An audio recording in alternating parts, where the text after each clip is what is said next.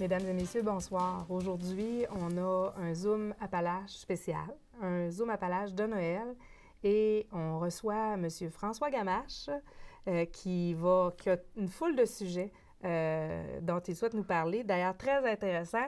On va commencer. Bonjour François. Bonjour Karine. Écoute, j'ai hâte que tu m'en parles parce que Tedford en uniforme, ça vient d'être lancé. Hein? La première journée, c'était quoi? Le 7 décembre. Oui. Puis, c'est une belle exposition qui va rappeler des souvenirs à beaucoup de gens dans la région, j'imagine. Dans le fond, c'est une exposition d'uniformes. Exactement. Des uniformes d'époque. Oui. Tu me disais... Des années, du début du siècle à venir, notre plus vieux de 1914, à venir jusqu'à presque aujourd'hui, quoi. Mais cette idée-là, elle vient de où, de créer cette exposition-là sur Alors, les uniformes? je te dirais qu'avec le temps, je ramasse. Oui. Je suis un ramasseux. Alors, je collectionne beaucoup les objets sur les commerces, les anciens commerces, ainsi de suite. Et puis, à un moment donné, des gens m'offraient « Ah, j'aurais ça, ce costume-là, ça t'intéresse-tu? » « Ah, ben oui, tiens, je vais le prendre. On ne sait pas, un jour, ça peut peut-être être utile. » Et puis, avec Patrick Wood, il y a 1 an et demi à peu près, lui aussi avait des costumes. Et puis, on s'est mis à dire « C'est un autre ramasseux, ça, hein, Ah, oui, Patrick? oui, C'est un oui, historien. oui. Oui, OK. Alors, on s'est mis à dire ensemble, ce serait le fun de faire une exposition. Fait qu'on a donné, on a présenté ça au comité de la Station des Arts, et puis on a été accepté pour justement le faire là, durant le mois de décembre. Alors, on a eu la chance d'avoir presque 1 an et demi pour se préparer. Oui. Alors, les costumes qu'on avait, faire de la recherche pour en emprunter, faire de la recherche pour en acquérir, trouver des mannequins, ça s'est étendu là, vraiment sur 1 an et demi. Ces costumes-là viennent d'un petit peu partout dans la région. C'était principalement des particuliers qui les avaient? Oui, c'est ça. Tu vois, comme on disait que Patrick, au niveau militaire, il y avait 3 costumes.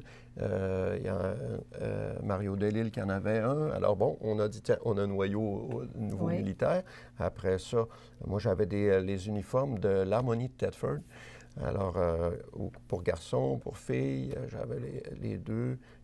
Quelques autres. Puis là, tranquillement, à force de le mentionner, tu sais, tu parles de ça à Henri Terrien, par exemple. Tu dis, j'en ai des costumes, moi, sur le sport. À droite, oui. Et puis, Régent Vierge dans le sport aussi. Puis d'un à l'autre. Et puis, je te dirais que Facebook, là, c'est un outil merveilleux pour faire de la recherche. OK. Bon. Local, là. Alors, avec le Facebook, tu sais que tu viens de Tedford. Oui. Alors, on lançait quelques appels. Oups, tiens, ça répond. Puis là, pendant toute cette année-là, on est restés à l'affût, toutes les deux. Hein. À un moment donné, tu vois passer quelque chose. Oups, ça va être intéressant, madame, laissez-vous votre numéro. Puis je vais vous rappeler quand ça va être le moment. Alors, ça s'est échelonné vraiment sur 1 an et demi, puis on fait des belles trouvailles. Puis, avoir la tête tout le temps qui trotte à ça. Oui, j'imagine que tu l'as toujours un petit peu en arrière de la tête, là. D'ailleurs, j'ai eu ouï dire qu'il y avait des épouses qui étaient très heureuses parce qu'ils ont des maris qui se sont débarrassés de vestons qu'ils avaient dans leur garde-robe depuis plus de 50 ans. Je nommerai pas de nom, mais je sais que la personne va se reconnaître. Hein? Alors, non, je vais le mentionner, M. Sévigny, qui est animateur du Touche-à-tout, justement, avait un veston spécial qu'il avait toujours conservé. Oui, c'est un souvenir de l'école normale qu'il appelait ici, là, dans le bâtiment adjacent au Centre Marie-Agnès. Et puis, il avait toujours conservé ça. Puis, tu sais, il disait, c'est un souvenir important pour moi. Puis, il ne s'imaginait pas, comme beaucoup de gens qui nous ont prêté des choses, il ne s'imaginait pas qu'un jour, ça pourrait se retrouver dans une exposition, tu sais, puis qui est très apprécié par les gens. Juste à date, là, on a quelques jours de fête. Et puis, vraiment, là, le monde, il dit c'est un retour dans le passé, tu sais. Autant des parades, autant des défilés, puis tout ça. Parce qu'on touche à beaucoup de domaines. Hein. De thématiques, le sport, le religieux, le militaire, le policier, les clubs sociaux. Oui, bien, en tout cas, je veux dire, il y a une épouse qui était très heureuse de ça. Ben oui. Donc, ces costumes-là, ça vient vraiment de partout. Puis encore, aujourd'hui, vous en récupérez. Oui, bien, depuis que l'exposition a commencé, là, j'ai justement dimanche quelqu'un qui est venu et dit « Hey, j'ai ça, moi, là, ça t'intéresse-tu? » Ben oui, amenez-le, puis on trouve de la place encore un peu, là. Ah oui. L'exposition dure juste un mois, mais on a encore un petit peu de place là, pour mettre des belles trouvailles. Bien là, on va quasiment espérer que cette exposition-là ne disparaisse pas après un an, parce que c'est vraiment, c'est tangible comme exposition. Hein? C'est des vêtements qui ont été portés par des gens d'ici qui représentent une partie de notre histoire, effectivement. Donc, tu me disais que vous avez eu des belles surprises, vous avez fait des belles trouvailles pendant vos recherches. Tu me parlais de cyclones. Oui, les gens vont se souvenir des clubs de motards qu'il y avait à l'époque. Hein. C'était assez répandu. Et puis, on avait à Black Lake, ici à Thetford, 1 ou 2. Puis, alors, à un moment donné, on se concentrait sur des uniformes. Hein, mais la journée que j'ai vu passer une veste en jeans, pas de manches, des cyclones avec tout le logo dans le dos, brodé, puis tout ça. Hey, j'ai dit, waouh, ça va bien faire. Parce que c'est aux antipodes complètement du costume de policier ou de garde paroissiale. Tu sais, mais ça vient donner un éventail de tout ce qui s'est porté en termes de, on dit uniforme, mais c'est le jacket de sport, c'est peu importe. C'est ça. Alors ça vient vraiment d'un bout à l'autre, là, faire c'est des pièces de vêtements représentatives de l'histoire. Vous l'avez mis à côté des uniformes policiers, celui des cyclones? C'est ça, ils se tenaient proches dans l'autre à l'époque, on les a regroupés ensemble. OK. Puis ça, je veux dire, c'est un ancien motard qui vous l'a donné? Ou... c'est assez particulier parce que chaque pièce de vêtement a une histoire. Comment est-ce qu'il a fait pour se ramasser jusqu'à l'exposition? Oui, c'est la conjointe de Bertrand Tétrault qui nous a offert la veste de son époux qui est décédé dans le cours de l'année. Au cours de l'année. Oui. Ah oui, OK. Et puis, il y a un autre j'en parlais, tu sais, hey, j'ai trouvé ça, une veste des cyclones. Mais il y a quelqu'un, à un moment donné, Jean-Pierre Croteau, qui me dit, hey, moi, j'ai un jacket de cuir, un côte de cuir avec l'inscription aussi. Ah, bien, j'ai dit, c'est parfait, amène ça aussi. Tu sais, c'est de fil en aiguille, hein, à force d'en parler, puis tout ça, tu sais, avoir échelonné ça sur 2-3 ans, tu sais, pour moi, on n'aurait pas eu assez de place dans la Station des Arts pour tout installer, parce qu'il s'en trouve encore plein dans les garde-robes, je suis certain, des pièces d'uniforme ou de Mais c'est-à-dire est-ce qu'on pense à la suite? Est-ce qu'on pense à la pérennité de cette exposition-là ou bien... C'est sûr qu'il y a une grande partie qui vont retourner chez leur propriétaire, hein, les gens qui souhaitaient les récupérer. Et puis, se faire un beau catalogue photo là, pour au moins tout répertorier avec qui le possède, tout ça. Puis je pense bien que les gens qui vont le récupérer vont avoir encore davantage le goût de le conserver, justement parce qu'ils vont dire « Ah, ben, tu vois, ça a servi à un moment donné. Hein, tu sais, oui, effectivement. Et puis, je suis sûre que le Centre d'archives de la région va se faire un plaisir de bien documenter ça. Hein? Oui. Ben oui, parce que c'est leur spécialité. Hein, oui. Puis c'est vraiment une belle idée. Tu me disais donc qu'il y avait des clubs de motards, mais qu'il y avait quand même du patrimoine religieux, puis c'était quand même assez spécial, là, ce qui avait été prêté par le Centre d'interprétation du patrimoine religieux. Oui, on a entre autres une belle petite poupée qui avait été habillée par une dame qui gravitait autour des religieuses. Alors, elle l'a habillée, sa petite poupée, avec le costume des Sœurs de la Charité de Québec. Les Sœurs de la Charité ont été marquantes ici à Thetford. Hein, elles sont occupées de l'enseignement, de l'hôpital aussi, Saint-Joseph à l'époque. Alors, elle a reproduit fidèlement le petit costume. Ça date des années 50, cette poupée-là. Alors, on l'expose fièrement dans l'exposition avec d'autres choses qui nous ont été prêtées par le Centre d'interprétation du patrimoine religieux ici à l'Église Saint-Alphonse. Alors, on parle de la bannière des Dames de Saint-Anne. Il y a des personnes qui vont se souvenir que moi, j'ai leur aucune mère idée de ce faisait que c'est. partie des Dames de Saint-Anne. C'est quoi ça? Un ordre séculier religieux. Oui. Tu sais, la plupart des gens dans les années 40-50 faisaient partie d'un ordre comme ça, que ce soit le tiers-ordre, les lacordaires pour les hommes, hein, pour les encourager, c'est-à-dire les décourager à s'enivrer. Ah bon, OK. Les lacordaires, les Dames de Saint-Anne, les Enfants de Marie, tu sais, c'était toutes les filles Isabelle, des groupes. Partie de ce groupe les filles d'Isabelle, oui, également, parce que les Chevaliers de Colomb, c'est un ordre religieux aussi. Hein. Tu sais, ça fait que les filles d'Isabelle est le pendant féminin des Chevaliers de Colomb. C'est ça. Alors, on a des items de ces groupes religieux-là. Les Dames de Sainte-Anne, bon, il y avait un petit ruban après eux, puis avec la photo de la Sainte, là, avec comme un macaron, si tu veux. Et puis, on a une belle bannière qui servait, une bannière de 3 pieds par 4 pieds, qui était brandie là, lors des processions. Alors il y avait un porte-étendard, hein, un genre de... une personne qui était désignée pour porter cette bannière-là. Alors, puis là, quand c'était les enfants de Marie, bien, c'était une autre bannière. Puis, tu sais, il y avait des défilés incroyables. Si vous avez l'occasion de voir, là, entre autres, lors du congrès eucharistique en 1955, c'était un congrès provincial qui a eu lieu ici. La quantité de gens qui défilaient dans les rues, là, 10 de large. Et puis sur, je ne dirais pas 1 000 de long, là, mais des processions incroyables, comme on ne pourrait pas imaginer aujourd'hui. Alors, toutes ces bannières-là, c'était pas imprimé en Chine, hein? C'était tout brodé à la main, j'imagine. Puis peint par les religieuses, puis, tu sais, ça fait... Alors, on a cette belle bannière-là qui est des Dames de Sainte-Anne de Saint-Maurice, parce que chaque paroisse avait son cercle de Dames de Sainte-Anne ou d'Enfants de Marie. Puis là, ça, c'est la bannière des Dames de Sainte-Anne de la paroisse Saint-Maurice. De l'ancienne paroisse Saint-Maurice. Ça a une valeur inestimable, ça. Oui, alors c'est conservé ici, hein, au centre d'interprétation à l'église Saint-Alphonse, avec multitude d'autres objets. On a des grandes pièces, un peu comme celle-là, mais il y a aussi, ça va jusqu'à la petite médaille. Hein. Oui, alors, ça, j'ai déjà été voir. C'est une caverne d'Ali Baba, hein, en dessous de l'église Saint-Alphonse. L'été, quand on peut aller visiter ça, là, c'est vraiment, on ne peut pas soupçonner la richesse et les trésors qu'il y a là, effectivement. Pierrette Gagné fait un travail exceptionnel dans ça pour classer les items, les répertorier, les identifier. Collection de chapelets, là, pour donner une idée, autour de 700 chapelets.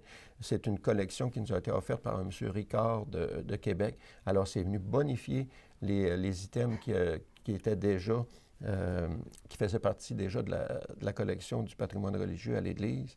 Dernièrement, pour le temps des fêtes, c'est merveilleux. Les gens, si vous avez l'occasion d'aller visiter ça, on a une véritable pouponnière d'enfant Jésus à l'Église. Oui. Okay? Une pouponnière d'enfant Jésus de CIA. Okay? C'est toute la vitre, là, comme on voyait quand à l'hôpital autrefois, ils voyaient tous les petits bébés. Là, ils voient tous les petits enfants Jésus, du plus petit qui a à peu près 1 pouce de long jusqu'au plus grand qui a environ 18 pouces. Là, Et puis, alors, c'est tout exposé au Jubé, au centre d'interprétation du patrimoine religieux.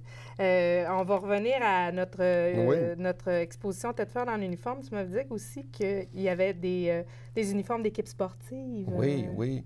Alors, beaucoup des gilets, hein, des chandails. Les jerseys, comme on dit, les chandails d'équipe. Alors, avec le logo en avant, le commanditaire, souvent, les jackets, parce que les équipes se faisaient faire souvent un jacket aussi en nylon, et avec la brodée, le nom de l'équipe, s'il était champion, un logo qui allait là. Il y en a eu plusieurs, et c'est tous les sports. Numéro du joueur, oui, beaucoup, évidemment, le hockey, la balle molle. Oui. Hein, et puis... alors, on en a plusieurs. Les gens vont se souvenir, entre autres, des éperviers dans le hockey. Ça jouait à l'aréna, mais avant que l'aréna existe, il y avait les clubs jouaient dans les patinoires. On a un jacket, entre autres, c'est marqué Saint-Antoine. Alors, c'est la patinoire ici, en bas de la rue du Mai, la patinoire Saint-Antoine. Alors, tu avais une petite ligue qui jouait là, une petite ligue qui jouait sur la rue du Bay, oui, à Saint-Maurice. Alors, on a une belle représentation de tous ces sports-là. Ces équipes sportives. Oui. Et ça nous amène à parler aussi des mascottes, parce que les 3 mascottes, en fait, il y en a 2 qui sont exposées à Tête forte en uniforme, parce que Flambeau, l'actuelle mascotte des Jeux du Québec, se promène partout dans la ville ces temps-ci, mais il y a Chryso, qui était... et il y a Jamique, la toute première. La toute première. Elle a une belle histoire, puis on était content de la découvrir. Elle était dans les ravalements, comme disaient nos grands-parents, de la Maison de la Culture. Alors, on a réussi à la retrouver là, y faire un bon nettoyage, et puis elle a repris du service depuis 1980 que c'était remisé. Alors, puis mascotte Jamic, c'est vraiment spécial parce que ça avait été tout fabriqué par des artisans locaux ici. Oh. Alors, l'électricien qui avait fait une lampe pour mettre sur le chapeau de mineur, parce que le Jamic, pour les gens qui ne se souviennent pas, ça représentait un bâton de dynamite avec un casque de mineur sur la tête. Alors, l'électricien avait été mis à contribution. Le cordonnier Benoît Gagnon, qui avait la cordonnerie, les gens vont se souvenir, sur la rue Saint-Alphonse, avait fabriqué les bottes, toute une paire de bottes en cuir véritable. Un ferblantier avait fait une boîte à lunch pour aller avec les dimensions, les proportions. Oui, hein. oui. Alors, c'est une belle... une belle mascotte, mais ça a l'air que c'était pas évident de rentrer là-dedans. Ça a l'air que c'était pas évident. C'était... haut aussi, il ne passait pas n'importe. Non, c'est très haut aussi. Oui. Est-ce qu'on se souvient qui personnifiait Jamic? Est-ce que les gens qui personnifiaient Jamic se sont manifestés? Il y en a sûrement qui vont se reconnaître en voyant l'émission. Colin, oui. Et bien entendu, on a aussi, tu m'as parlé des majorettes, des fanfares, des uniformes militaires aussi, mais tu m'as parlé d'un Père Noël un peu spécial. Oui. Alors, lorsqu'on a su que notre exposition était acceptée pour en décembre, parce que ça aurait très bien pu être pour en été, mais là, quand ils nous ont dit qu'elle était acceptée en décembre, Patrick, à un moment donné, Patrick Hood me dit « Ah, bien, il faudrait avoir une place pour mettre un Père Noël, un costume de Père Noël, puis tout ça. » Oui, j'ai dit « C'est vrai que ça serait bien, mais... » J'ai dit, il faudrait qu'il y ait un lien avec la Thetford. C'est Thetford en uniforme. Et puis, bon, c'était resté comme ça. Puis un bon soir, lorsque j'étais en chemin entre Québec et ici avec ma fille Catherine, on se met à parler de l'exposition. Puis là, il me vient tout à coup un souvenir d'enfance où, lorsque j'avais à peu près 6 ans, que ma tante m'avait amené au centre d'achat Saint-Noël, les promenades Saint-Noël aujourd'hui, où il y avait le magasin Woolworth. Les gens vont se souvenir de ça. Puis ma tante a dit, bon, on va aller voir le Père Noël, il arrive au Woolworth. Ça fait que c'est vague dans ma tête, mais je me souviens d'avoir dit, oh, là, ça marche pas, là. Le Père Noël était habillé en bleu. En bleu. OK? Fait qu'automatiquement, là, c'était pas le vrai, puis elle m'amenait pas au bon endroit. Au bon endroit. Ça fait que je me mets à dire ça à ma fille. J'ai dit, oui, ça serait pas pire. J'ai dit, si on pouvait... Puis pour faire l'histoire, ça avait une raison pourquoi que le Père Noël avait un costume bleu. C'est qu'à l'époque, Snowjet était en pleine effervescence à Thetford. Et puis, ils avaient décidé de commanditer leur propre Père Noël. Okay. Alors, c'est pour ça qu'ils l'avaient habillé en bleu. Les couleurs de Snowjet, c'était le bleu. Snowjet, c'était des motoneiges. Les motoneiges. Okay. Alors, c'est pour ça que le Père Noël s'était retrouvé comme ça au centre d'achat. Alors, je me mets à dire à Catherine, j'ai dit, ça serait le fun de retrouver un costume bleu. Alors, le soir, il était 10 heures. Quand je suis revenu au bureau, j'ai commencé à aller sur Internet pour voir si je ne pouvais pas trouver du tissu bleu en feuille pour venir modifier un costume rouge. Ça fait que je cherche tissu dans... Bon, je ne trouve pas. À un moment donné, j'ai dit, au moins, je vais essayer de trouver un costume. Ça fait que je fais costume de Père Noël. Je défile sur Kijiji à peu près 6 costumes. Tout d'un coup, le 7e, par exemple, c'est un costume bleu.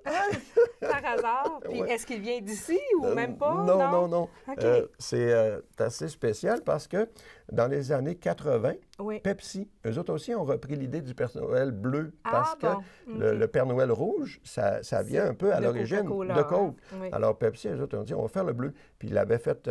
personnifié par Claude Meunier dans les publicités. Oui. Alors, quelqu'un avait conservé un costume parce qu'il en mettait dans les dépanneurs, dans les épiceries. Pour faire la promotion, tu avais le costume avec le visage de Claude Meunier. Alors, il y a quelqu'un qui avait conservé ça. Le lendemain matin, j'ai appelé tout de suite le bon monsieur qui avait ça à vendre. J'ai dit, gardez-moi ça me prend ça absolument. Alors, le Père Noël bleu est de retour à Thetford Mines. C'est ça, qui est un Père Noël c'est une copie un peu, mais je pense que c'est un beau clin d'œil à cette époque-là. Effectivement. Écoute, on ne remet pas en question l'amour de François Gamache pour le patrimoine de sa région. Hein? Outre ta collaboration avec l'exposition Thetford en uniforme, tu collabores aussi depuis 5 ans, tu me disais, à Noël comme dans le temps. Dans le fond, Noël comme dans le temps, c'est ça a été créé par le Comité du patrimoine religieux, justement, et tu collabores avec eux pour recréer, dans le fond, le 24 au soir. Le 24. C'est ici, au centre-ville, rue Notre-Dame.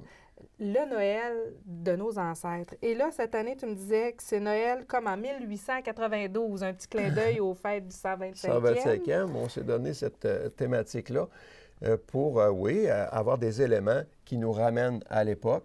Évidemment, il y a des choses qui sont différentes. Hein? On n'a plus la messe de minuit, ça va se passer à 20 h, c'est à 8 h. Et puis, mais on va avoir des éléments. Des carrioles à chevaux, on en a déjà quelques-unes de bouquets. S'il y a des gens qui nous écoutent et qui sont intéressés à se joindre, là, bien, bienvenue. Ça serait le fun d'avoir plusieurs carrioles avec les grelots devant l'église. Puis on va avoir un petit parcours qu'on va pouvoir circuler. Alors, si vous voulez venir, si vous êtes propriétaire d'attelage, venez à la messe de 8 h avec votre attelage. Avec l'attelage. Et puis, ça va ajouter encore. Et puis, à l'intérieur, bien évidemment, les gens vont retrouver les enfants de chœur avec les petits habits rouges, comme à l'époque. Les chants le plus traditionnels, dans la plus pure tradition des chants traditionnels de Noël. Et le latin. Des chants latins. Les prêtres, aujourd'hui, ont de la difficulté avec leur... ils perdent leur latin. Mais quand même, on leur a demandé de faire des interventions qui vont nous ramener dans le temps. Alors, il y a plein de choses que les gens qui ont vécu là, avant les années 60, ce que c'était à l'Église, bien, ils vont retrouver des flashbacks de tout ça. Puis tu me disais que cette année, il y aurait une crèche vivante. Oui. Et que là, ça, c'est une grande nouveauté, puis que c'était vraiment important à l'époque aussi. Oui. Tu sais, la crèche vivante, ça remonte très, très loin dans le temps. Hein? Saint François d'Assise, le premier qui a créé une crèche vivante dans son village. Alors, ben, on dit, oui, on veut faire quelque chose d'ancien, alors on ramène la crèche vivante. Allez-vous faire rentrer un bœuf dans l'église? Je dois mentionner que tout ça va être sur notre metteur en scène. C'est Alain Turcotte, que tout le monde connaît, hein, pour son théâtre puis son implication à la télévision. Alors, attendez-vous à quelque chose de grandiose. C'est à pas manquer parce que, comme on dit, c'est un soir seulement. Oui. Le 24, c'est un soir. Et puis, on fait Noël comme dans le temps un peu depuis quelques années, mais jamais comme cette année. Ça va être mémorable définitivement. Donc, un beau clin d'œil aux traditions, parce qu'à l'époque, hein, il y avait une messe à minuit. Oui. Et là, les gens partaient de chez eux quand même relativement tôt. Oui. Et bien là, on se bousculait pas parce que tout le monde avait sa place à l'église, mais je veux dire, on arrivait tôt et on assistait à la messe. Et après, c'était le réveillon. Ah oui, l'église était bondée. Hein? Oui. Puis l'an dernier, pour quand même notre 4e édition, je pense, de Noël comme dans le temps, on avait quand même regroupé au-delà de 1000 personnes, 1200 personnes. Fait qu'on s'imagine cette année que les jubés vont être bondés. Alors, juste l'ambiance de la quantité de monde, parce que c'était comme ça à l'époque. À messe de minuit, c'était plein. Alors, on va recréer ça. C'est les gens, avec leur participation, qui vont recréer l'ambiance d'une église complètement bondée. Ça va être vraiment quelque chose à voir. Puis finalement, on termine le temps des fêtes, parce que c'est ta grosse saison, François. Hein? Moi, j'ai parlé à une de tes filles une fois, puis elle me disait, le temps des fêtes, elle dit, mon père a toujours aimé ça. Et elle me dit, c'est Stéphanie qui me disait que tu écoutais de la musique de Noël même au mois de juillet. Alors, on termine la période des fêtes, dans le fond, au centre de réception du Mont-Granit. Donc, c'est anciennement les Aramis, ça. Oui. Et là, tu as décidé que pour le premier de l'an, on recrée un vrai repas traditionnel au centre de réception du Mont-Granit. Et là, il va y avoir une petite surprise, Famille Souci, que tu me disais qu'il va être là. Oui. Donc, ça se passe le premier. Le premier au midi, jour de l'an au midi, comme il disait autrefois. Okay. Alors, le dîner du jour de l'an avec le mets traditionnel, tourtière, dinde, etc., servi par les banquets G2L. Et puis, on va avoir, comme j'aime beaucoup les choses d'époque, tout ça, bien, la famille Souci, ça a toujours été mon groupe. Les gens vont se souvenir d'eux pour les fraises et les framboises. Y a-t-il de la bière ici? Ah, mon Dieu, OK, oui. Là, tu me parlais tantôt de famille Souci, ça me disait rien, mais là quand tu me parles de ça, les fraises et les framboises, lève c'est bon. ton verre, puis ainsi de suite. Alors, c'est tous eux qui ont institué ces chansons-là. Le grand-père de celui qui va venir avec son orchestre le jour de l'an midi, alors c'était Isidore Souci. Ça a au-delà de 100 ans. C'est un violoniste, un folkloriste renommé. Alors, lui, Isidore Souci, son fils Fernando, les gens, ça va leur rappeler quelque chose. Alors, c'est le petit-fils le petit-fils de Fernando Soucy qui est ici avec son band. Et puis, ils vont nous faire... Ils sont venus d'ailleurs au Festival de la Relève. OK. Ils vont faire lever la cabane, là, le jour de l'an midi. Ça va swinger le jour de l'an à midi. Bien, écoute, François, on va te souhaiter un excellent temps des fêtes. On va souhaiter aux gens de profiter de ces événements-là. Donc, mesdames et messieurs, Thetford en uniforme, c'est jusqu'au 7 janvier à la maison, pas à la Maison de la Culture, à la Station des Arts, donc jusqu'au 7 janvier. Ensuite, le 24 au soir, la fameuse messe, comme dans le temps, ici sur la rue Notre-Dame. Et le 1er de l'an, le jour de l'an au midi, ça se passe au Mont-Granit. Merci, François. Je peux juste rappeler que s'il y a des gens qui sont dans les foyers ou qui n'auraient pas l'occasion de venir à la messe, elle va être diffusée en direct à Cogeco. Bon. À compter de 20 heures. C'est parfait. Alors, on peut assister à la messe aussi. Alors, mesdames et messieurs, je vous remercie d'avoir été des nôtres. François, merci pour toutes ces informations. Et à tous et à toutes, je souhaite un excellent temps des fêtes de retour pour nous durant la semaine du 8 janvier.